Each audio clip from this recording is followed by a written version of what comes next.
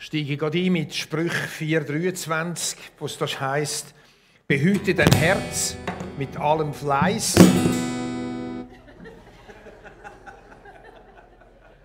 Auch das gehört dazu. Behüte deine Gitarre mit allem Fleiß. Also versuchen es nochmal. Behüte dein Herz mit allem Fleiß, denn daraus quillt das Leben. Zum Behüten vom Herzen zu gehört auch unser Umgang mit Emotionen. Und das ist ja unsere Predigtserie. Und heute der letzte Teil, Thema Trauer. Ist das ein schweres Thema? Natürlich ist Trauer etwas Schweres, kann etwas Schwieriges sein. Aber ich liebe es, Menschen in der Trauer zu begleiten. Ich finde das immer eine Ehre, wenn ich Menschen in der Trauer begleiten darf. Wir stellen uns heute Morgen hauptsächlich zwei Fragen.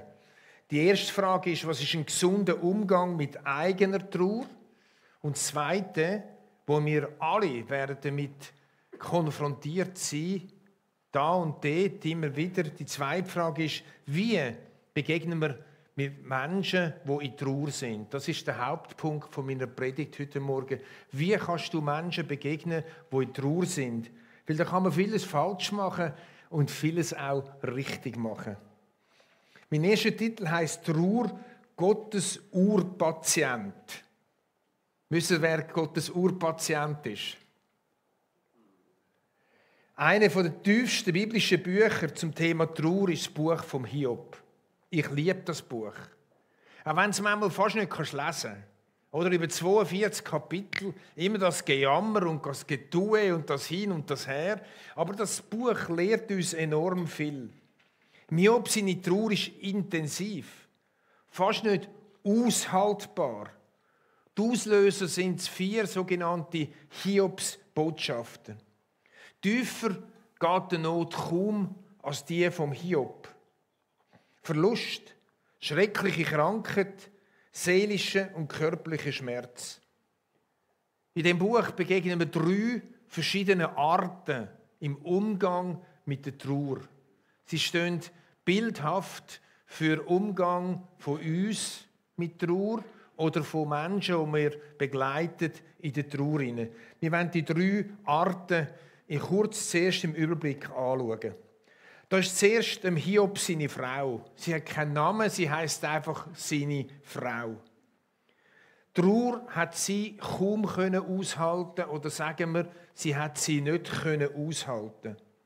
Darum sagt sie zu ihrem Mann Folgendes: Hältst du noch fest an deiner Frömmigkeit? Sage Gott ab und stirb. Ziemlich heavy, wenn deine Frau dir das sagt. Oder umgekehrt, der Mann dir das sagt. Und wir kommen später auf sie zurück.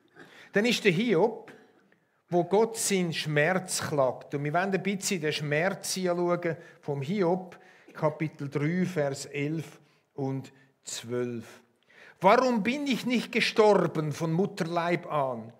Warum bin ich nicht verschieden, als ich aus dem Leibe kam? Warum hat man mich auf den Schoß gesetzt? Warum wurde ich mit den Brüsten gestillt? Vers 24 bis 26. Denn wenn ich essen soll, muss ich seufzen, und mein Stöhnen fließt heraus wie Wasser. Denn was ich gefürchtet habe, ist über mich gekommen, und worüber ich mich sorgte, das hat mich getroffen. Ich hatte keinen Frieden, keine Rast, keine Ruhe, und es kam solche Unruhe über mich. Oder gehen wir zum 30. Kapitel, um da noch ein bisschen einzutauchen in die Not von dem Urpatient von Gott. 30, 15. Schrecken hat sich gegen mich gekehrt und hat meine Ehre verfolgt. Wie der Wind und wie eine Wolke zog meine Rettung vorüber. Vers 26. Ich erwartete das Gute und es kam das Böse. Ich hoffte auf das Licht und es kam Finsternis. Meine Eingeweide sieden und kommen nicht zur Ruhe. Mich hat die elende Zeit überfallen. Ich gehe traurig einher ohne Sonne. Ich stehe auf in der Gemeinde und schreie. Der Hiob gibt seiner Trauer Raum. Dann ist die dritte Art von Trauer oder Umgang mit Menschen in Trauer sind die Freunde vom Hiob. Sie haben 7 Tage geschwiegen. 7 ist eine Vollzahl in der Bibel. Das heisst, sie haben lang geschwiegen und das ist gut so gewesen. Dann aber haben sie das Schweigen nicht mehr ausgehalten und sie haben angefangen zu schnurren. Ein Auszug, was der Erste, der Eliphas, gesagt hat, ist folgende. Er sagt zum Hiob: Siehe, selig ist der Mensch, den Gott zurechtweist. Darum widersetze dich nicht der Zucht des Allmächtigen. Auch nicht ganz ohne, was die Freunde, und vor allem der Erste im Hiob, sagt. Wir schauen uns jetzt die 3 einzelnen Gruppen von Menschen an. Ich habe im Hiob seine Frau lange Zeit verurteilt. Ich habe gedacht, geht's noch? Wo ist ihr Glaube? Wie geht ihr mit ihrem Mann um? Das haben wir vorher auch gedacht, natürlich, oder? Wo wir das gelesen haben und gehört haben. So lange, bis ich ein Buch gelesen habe über Notfallseelsorge und in ihnen entdeckt habe, dass jeder Mensch total anders umgeht in der Trauer. Und ich dann in der Begleitung von Ehepaaren, von einzelnen Menschen und vor allem von Familien, auch in diesen Familienkonstellationen festgestellt habe, wie jedes Einzelne total unterschiedlich umgeht mit Trauer. Und ich habe gemerkt und sage heute klar, es gibt keinen falschen Umgang mit Trauer. Die einen Menschen reagieren mit Wut und mit Anklage. Und sie dürfen das. Andere reagieren mit Selbst- oder Fremdverurteilung. Andere reagieren mit Ablenkung, indem sie sich in den Job, in irgendwelche Arbeiten drin knündeln, nur noch nicht mehr Ratsdenken an Trauer. Und wiederum andere gehen auf Rückzug. Wenn man so Familien vor sich hat, ich denke an eine Familie, wo der Mann, der Vater abgestürzt ist mit einem Gleitschirm zu Tod. Wie jedes in dieser Familie, die 2 Kinder und die Frau so unterschiedlich reagiert haben. Und das Wichtigste ist für mich, jede Art von der Trauer ernst zu nehmen und darauf einzugehen. Es gibt keine Trauer, Freunde, die falsch ist.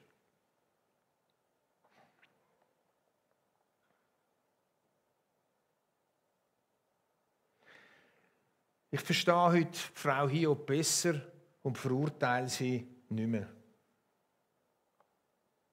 Dann ist da der Hiob selber. Über viele Kapitel hinweg schreit er die Not raus. Er klagt sie Gott. Er klagt sogar Gott an. Und er fragt nach dem grossen Wort, warum. Wenn du die Kapitel, wo der Hiob redet, liest, fragst du dich, vielleicht dürfen wir so mit Gott reden. Und ich sage dir heute Morgen, ja, wir dürfen in der Trauer mit Gott so reden. Ja, wir dürfen die Frage in aller Ernsthaftigkeit und in aller Aufgewühltheit stellen. Im Trauer ist es wichtig, dass man auch der Trauer den Raum gibt. Auch wenn jemand stirbt, der vielleicht schon alt ist, wie mein Vater, im höheren Alter, und dann sollte man denken, ja, nun ist er schön, hätte er sterben können. Aber trotzdem geht etwas weg. Und ich habe den grossen Fehler gemacht beim Tod von meinem Vater, dass ich war in Griechenland, in dieser Freizeit im Herbst, bin heimgeflogen, am anderen Tag meinen Vater beerdigt und am gleichen Tag wieder runtergeflogen. Und habe weitergearbeitet. Ich hatte gar keine Zeit für die Trauer. Und das hat sich später das gerecht. Ich habe es vermisst, die Zeit der Trauer. Weil mein Vater ist gestorben. Es ist etwas weggegangen von mir und es wäre wichtig gewesen, dass ich mir die Zeit nehme für die Trauer. Ich habe eine Familie begleitet, wo ihr Sohn umgekommen ist. Und ich habe miterlebt, wie das Ehepaar die ganze Trauer fromm überdeckt hat. Ja, wir sind schließlich Christen und Gott tröstet uns schon und es kommt schon alles gut und überhaupt. Und sich so, ich sage jetzt das einmal heute Morgen ganz frei, in die Religion geflüchtet haben. Und nicht der Trauer und der Fragen und dem Warum und den Kämpfen und all dem nicht Raum gegeben haben. Und etwa ein Jahr, 2 später, ich weiß nicht wie viel später, hat sich das bitter gelohnt. Sie waren nicht mehr gesehen. Ich erlebe das immer wieder, wie Menschen versuchen, Trauer wegzuschieben. Und wenn du Menschen begegnest mit Trauer, wenn der erste starke Moment vorbei ist, darfst du ihnen ruhig helfen, auch der Trauer freien Raum zu lassen.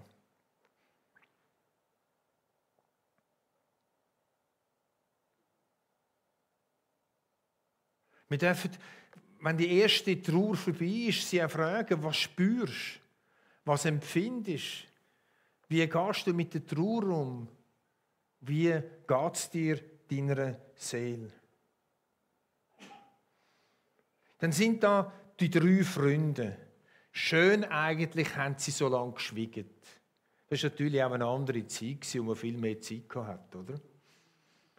Bei uns wären die 7 Tage vermutlich 3 Minuten.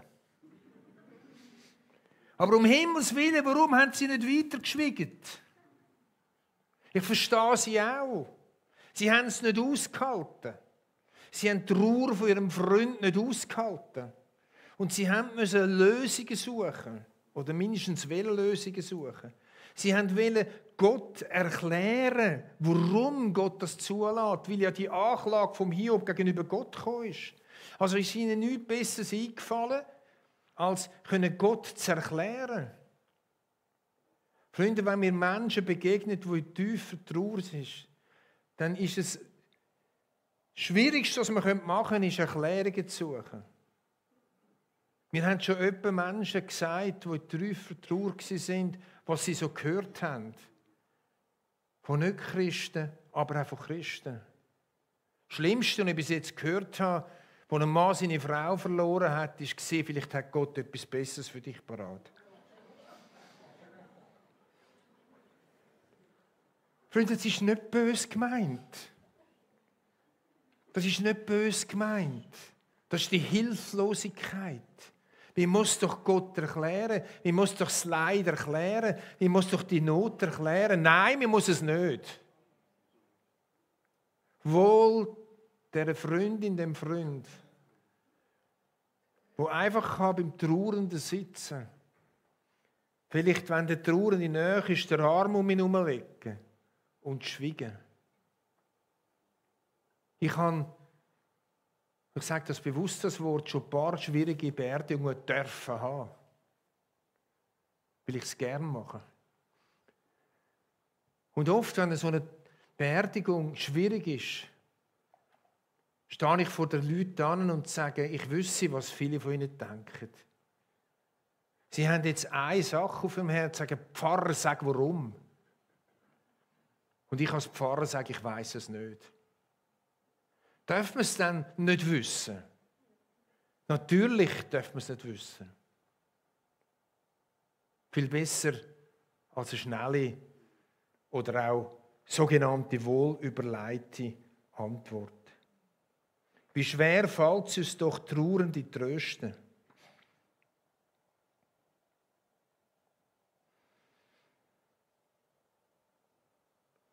Noch ein paar weitere Gedanken im Umgang mit Trauernden. Darf man denn gar nichts sagen, wenn jemand trauert? Doch. Wenn man lang genug geschwiegen hat.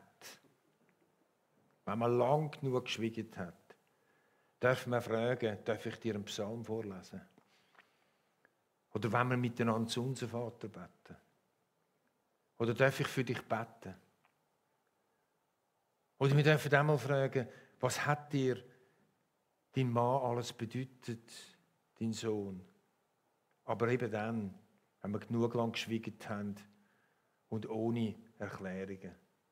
Freunde, ohne Erklärungen können es geben, das ist Ohnmacht. Da fühlt man Ohnmacht. Da fühlt man sich ohnmächtig. Sie sagen dir dann die Trauer. Sagen wir jetzt, wo ist der Gott? Sagen wir jetzt, warum? Und dann können sie sagen, ich weiß es nicht. Das ist Stärke. Das nächste ist, viele wissen nicht, wie mit Trauernden umzugehen, wenn die erste Trauer sich geleitet hat. Ich habe schon gehört von Trauernden, die gesagt haben, weisst, die mich so gut kennen, gehen auf die andere Strassenseite, wenn ich ihnen begegne. Auch das ist wieder nicht böse. Weil oft fehlt uns das Tool, das Werkzeug, das Wissen, wie können wir mit trauernden Menschen umgehen. Und ich sage immer, ganz normal. Ganz normal. Oft haben wir das Gefühl, wir dürfen dann nicht über den Verstorbenen reden. Und doch, wir dürfen darüber reden. Wir dürfen sagen, was uns der Verstorbene bedeutet hat. Ich sage immer in Beerdigungen, wenn möglich, den Trauernden, machen nicht nur ein Kondolieren am Schluss, sondern machen ein Apero und Stehapero. Und dann sage ich der ganzen Gemeinde, die da ist, sage ich, geht Stehapero und erzählt einander, was ihr erlebt habt mit dem, was gestorben ist. Erzählt einander, was ihr an Tolles erlebt habt. Ihr könnt lachen dabei. Es hilft Trauernden auf die Länge, aber nicht im ersten Moment. Im ersten Moment ist Schweigen dran, verstanden? Aber nachher hilft es auch, wenn man über den Trauernden reden kann. Vielleicht geht plötzlich jemand hin und zeigt einem eine Zeichnung oder ein Bild oder ein Bibelvers oder irgendetwas, das dem Verstorbenen viel bedeutet hat. Tauscht Erlebnisse aus. Das nächste ist noch, was ich euch sagen möchte, nehmt keine Tätigkeiten ab, ohne vorher zu fragen. Da ist eine Frau, die trauert um ihren Mann und sie fragt, willst du gerne einen Tee? Und wir sagen, nein, ich mache ihn selber. Lassen die Frau den Tee machen. Lassen sie etwas machen. Lassen sie die Sachen organisieren, so wie es geht, und sind einfach in der Backhand. Dass, wenn die Person das nicht mehr kann, dass sie dann helfen können. Aber auch das ist so etwas, wo uns Menschen drin ist, wir wollen ihnen dann Hilfe aufdoktorieren. Ich kenne auch Trauernde, die mir gesagt haben, stellen Sie mir Essen vor die Hütte. Wenn ich nicht mehr kochen kann, ich bin doch nicht behindert. All das wieder nicht böse. Biete dich an, aber dräng dich nicht auf. Und das Letzte in diesem Zusammenhang noch, hab Verständnis für die Dauer von der Trauer. Wie lange die Trauer geht, das ist total unterschiedlich. Und vor allem am Geburtstag von dem Verstorbenen oder an der Weihnacht oder am Hochzeitstag oder irgendeinem besonderen Moment kommt die Trauer noch ganz fest auf. Und dann schämen sich die Leute für die Trauer. Man muss sich nicht schämen, es kann einmal aufkommen. Und es ist auch Wellenbewegung, auf und ab. Auch da gilt es darum, Verständnis zu haben. So, jetzt habe ich ein paar Sachen gesagt zum Umgang mit Trauernden. Jetzt kommt noch die Frage, und Gott? Ist er einfach stumm geblieben? Er hat beim Hiob geschwiegen. Hat er sich verabschiedet? Einfach rausgenommen, ist in die ganze Trauer gar nichts angegangen. Es gehen viele Kapitel vorbei. Über 30 Kapitel. Über 30 lange, elende Kapitel. Bis der Allmächtige sich äußert. Dann, wo die Freunde vom Hiob alles Pulver verschossen haben. Dann, wo sie fertig gesagt haben, dass der Hiob doch selber schuld sei. Hat sicher gesündigt. Dann, wo sie nichts mehr zu sagen hatten. Dann, wo der Hiob alles Pulver auch verschossen hat. War Platz für Gott. Gott hat alles ausgehalten. Er hat mögen in allem innen abwarten. Dann hat Gott angefangen zu reden. Und zwar auf eine Art und Weise, wie man es vielleicht nicht erwartet. Kapitel 38, 31. Er hat zum Hiob gesagt, ich lese jetzt einfach aus dem Zusammenhang raus. Gell? Nein, es ist der Zusammenhang, aber einfach einzelne Verse nehme ich raus. Kannst du die Bande des Siebengestirns binden oder die Fesseln des Orion lösen? Kannst du die Sterne des Tierkreises hervorbringen zu ihrer Zeit oder den großen Bären am Himmel mit seinen Jungen führen? Kennst du die Ordnungen des Himmels oder bestimmst du seine Herrschaft über die Herde, über die Erde? Was macht Gott? Der Allmächtige zeigt Gott, oder der Allmächtige zeigt dem Hiob seine Größe. Über 2-3 Kapitel hinweg macht Gott nichts anderes, als dem Hiob seine Größe zeigen. Und jetzt können wir sagen, Moment, Gott, jetzt bist du daneben. Weil der Hiob hat gefragt, warum? Und warum gibst du keine Antwort auf das Warum? Du weißt es ja. Wir wissen es ja auch im ersten Kapitel, was passiert ist. Und warum es so weit gekommen ist. Warum gibt jetzt Gott keine Antwort auf das Warum? Weil das Warum immer neue Warum hervorruft. In der Trauer ist das Warum Antworten darauf nie genug Antworten. Weil man sie eben schlussendlich nicht beantworten kann. In der ganzen Tiefe hinein. Weil man sie in der Trauer gar nicht verstehen kann, selbst wenn es eine Antwort gibt. Und so ist Hiob, Gottes Therapie für den Hiob eine total andere. Er begegnet dem Hiob in der Trauer, indem er ihm seine Allmacht zeigt. Indem er dem Hiob zeigt, was er für ein Schöpfer Gott ist. Und fragt den Hiob, könntest du das auch? Schau mich an. Schau meine Grösse an. Schau meine Allmacht an. Schau meine Schöpferkraft an. Schau, was ich alles gestaltet und alles gemacht habe. Und in dem hinein ist die beste Therapie, die Gott macht. Menschen dann, wenn sie ausgeredet haben. Menschen dann, wenn die erste Trauer vorbei ist, zu nehmen und ihnen Gottes Herrlichkeit und Grösse zeigen. Ob wir jetzt das verstehen oder nicht. Aber es ist die beste Therapie. Weil der Hiob sagt auf die Rede von Gott, wo er seine Größe zeigt, Folgendes. Kapitel 42, Vers 2 und 5. Ich erkenne, dass du alles vermagst und nichts, was du dir vorgenommen hast, ist dir zu schwer. Ich erkenne, dass du alles vermagst und nichts, was du dir vorgenommen hast, ist dir zu schwer. Also Hiob bist durchgedrungen zu einem ehrfürchtigen Aufschauen zu Gott. Zu sehen, dass Gottes Ratschluss grösser sind als das, was ein Mensch verstehen kann. Dass Gottes Weg grösser sind als die Wege, die ein Mensch einordnen kann. Und dann kommt er zu einer gewaltigen Einsicht. Vers 5. Nur vom Hören sagen hatte ich von dir gehört, aber nun hat mein Auge dich gesehen. Er sagt, vor meiner Not, vor meiner Trauer habe ich von dir gehört sagen. Aber in der Trauer, aus der Trauer raus, aus dem Anschauen, mit in dieser Trauer von deiner Grösse, von deiner Allmacht, von deiner Dimension, von deinem Ausmaß, hat mein Herz angefangen, meine inneren Augen, dich zu sehen und dich zu verstehen. Ich habe ja euch schon erzählt, dass ich über etliche Jahre so Depressionsschübe hatte. Und in diesen Depressionsschüben ist ja auch eine tiefe Traurigkeit verborgen drin. Oder Begleiterscheinungen sind eine tiefe Traurigkeit. Und meine Frau hat viel Weisheit gebraucht, mit mir umzugehen, wenn ich in dieser Trauer war, in dem Tunnel eingefahren bin, in dem schwarzen Tunnel drin.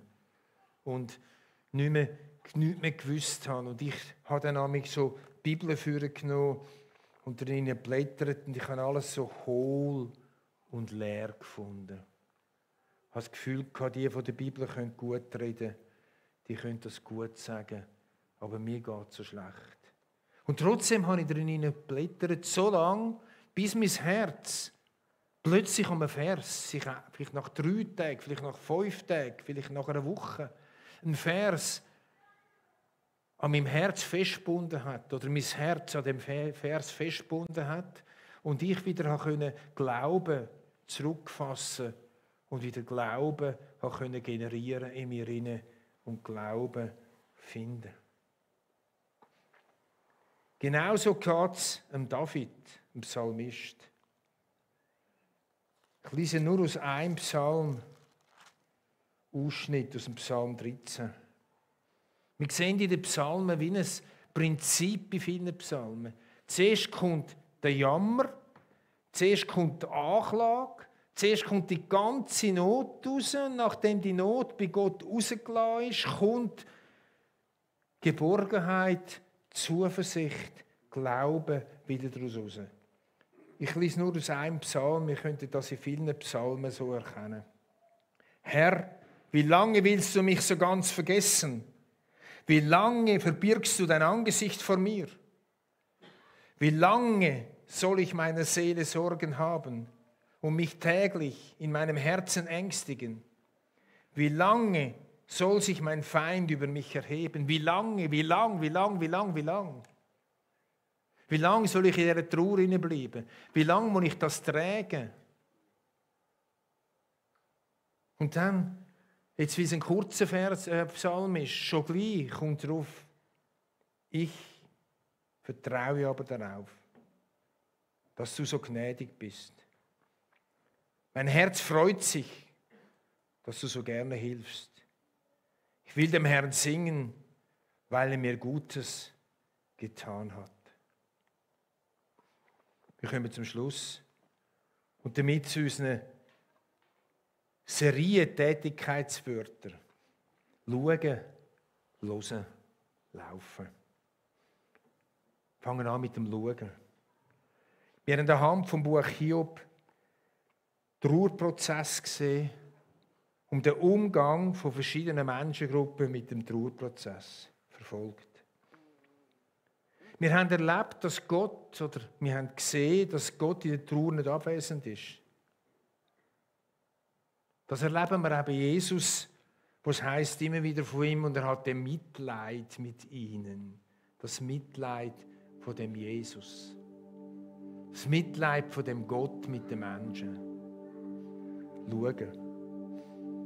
Wir können schauen. Hören. Trauer hat uns etwas zu sagen. Unterdrücken wir sie nicht. Und egal, wie die Trauer ist von Menschen, es ist nichts falsch in der Trauer.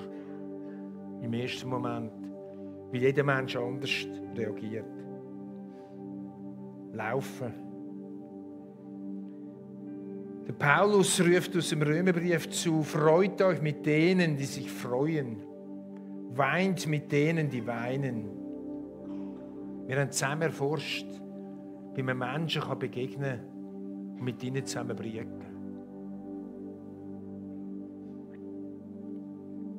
Zum Schluss noch sehr ein provozierender Vers.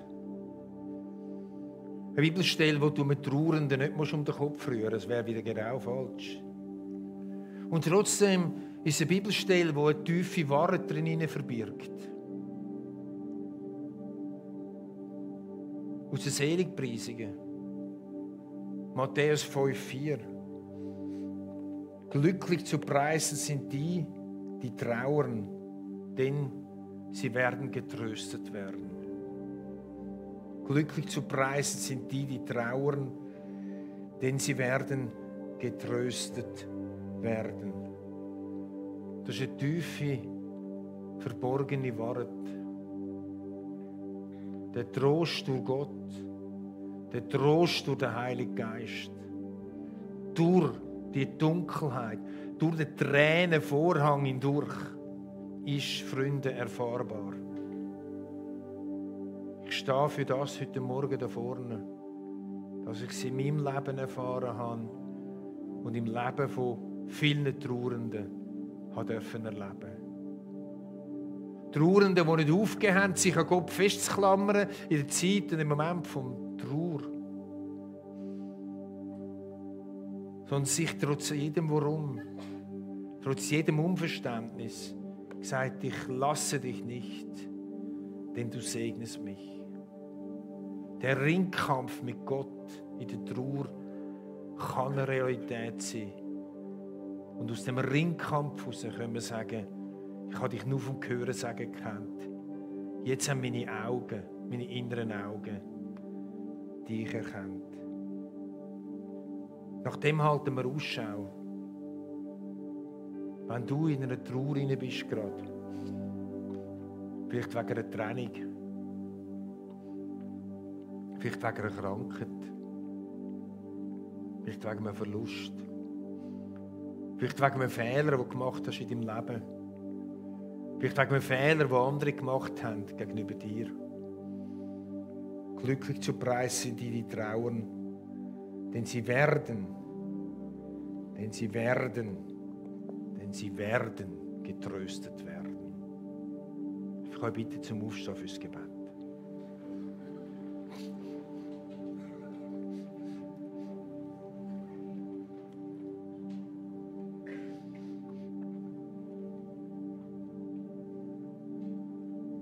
Allmächtiger Vater im Himmel, ich danke dir da, wo du uns Trauernden zur Seite stellst.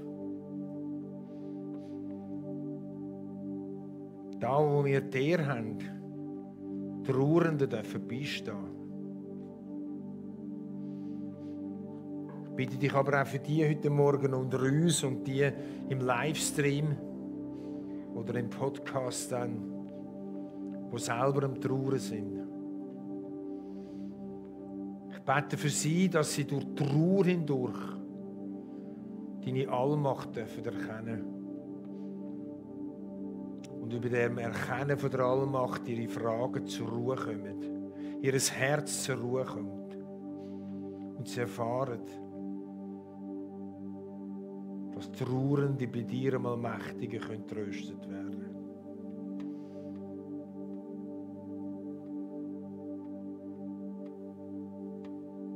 Danke dir, Jesus Christus, dass du uns den Vater vorlebst in diesem Mitgefühl mit den Menschen. Ich danke, wo der Lazarus gestorben ist, dein Mitgefühl mit den Schwestern.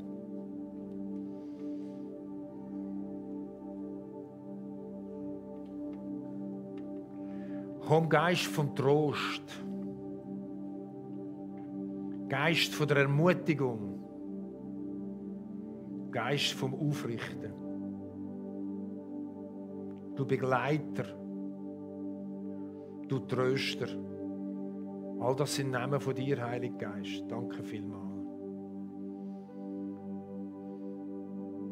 Wir lieben dich, Jesus. Wir lieben dich, Vater im Himmel. Und wir lieben dich, Heiliger Geist. Strecke uns aus nach dir. Vielleicht mit einem dankbaren Herz, aber vielleicht auch mit einem krampfhaften Festklammern und weigern uns, loszulassen. Amen. Wir haben auch heute Morgen hier ein Gebetsteam dort hinten, das ihr gerne für euch beten lassen, für was auch immer. Wir haben auch ein Abendmahl, das ihr nicht nehmen dürft. Und jetzt, wenn wir vor Gott sind, in dieser wichtigen Zeit, wo der Gottesdienst weitergeht, die Predigt geht weiter in dem Wort vom Worship.